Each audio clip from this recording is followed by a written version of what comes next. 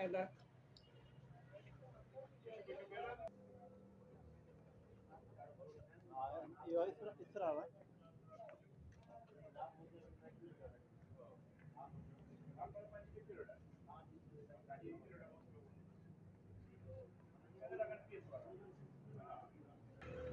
वालेकुम नाज़रीन, असां हिन वक़्तु समूह CNG पेट्रोल पंप ते मौजूदु आहियूं।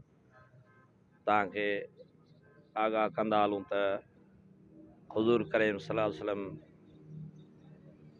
जे इन पुर विलादत ते पुरमसरत मौक़े ते 12 रबीउल अव्वल जे हिन मौक़े ते अॼु मटियारनि मां वॾी रैली कढी वेंदी जेका समूह CNG ते ईंदी।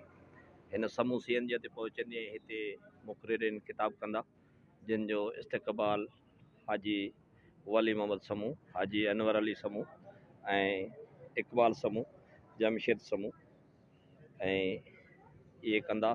ऐं थोरी देरि खां पोइ रैली हिते पहुचंदी जिते काफ़ी मुक़ररीन आहिनि ऐं उहे ख़िताब कंदा।